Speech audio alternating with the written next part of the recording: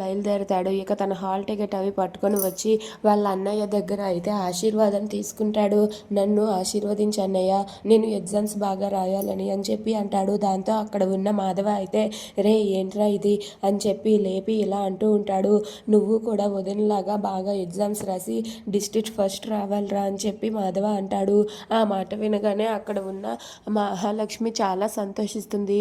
ఇక అక్కడ ఉన్న కన్నా అయితే మహాలక్ష్మి కాళ్ళు కూడా పట్టుకొని నన్ను ఆశీర్వదించు వదిన, నేను నీలాగనే బాగా ఎగ్జామ్ రాయాలని ఆశీర్వదించు అని చెప్పి అంటాడు. దాంతో అక్కడ ఉన్న మహాలక్ష్మి అయితే ఒక్కసారిగా అలా ఉండిపోతుంది.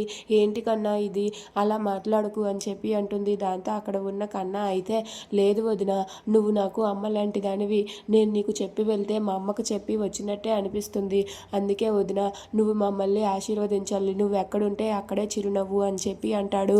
ఆ మాట వినగానే మహాలక్ష్మి అయితే ఇప్పుడు తను ఎగ్జామ్కి వెళ్ళి వచ్చేసరికి నేను ఇంట్లో ఉండనని తెలిస్తే కన్నా ఏమైపోతాడో అని చెప్పి మహాలక్ష్మి ఆలోచిస్తుంది.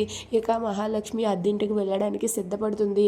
ఇక చక్రి అలాగే మహాలక్ష్మి వాళ్ళిద్దరూ కూడా లగేజ్ తీసుకొని బయటకు వస్తారు. దాంతో అక్కడ ఉన్న మాధవ అయితే సరేనమ్మా జాగ్రత్తగా ఉండు అని చెప్పి మాధవ అక్కడ ఉన్న మహాలక్ష్మిని దగ్గరుండి పంపిస్తాడు. దాంతో అక్కడ ఉన్న మహాలక్ష్మికి చాలా బాధగా ఉంటుంది. వెళ్ళడం ఇష్టం లేకపోయినా సరే మహాలక్ష్మి అయితే అక్కడి నుండి వెళ్ళిపోతుంది. ఇక వెళ్తూ వెళ్తూ మాధవకి అయితే బాయ్ చెబుతుంది. ఇక మాధవ కూడా మహాలక్ష్మి వెళ్ళిపోతుంటే ఆపలేక తను కూడా చాలా బాధపడుతూ ఉంటాడు మాధవ.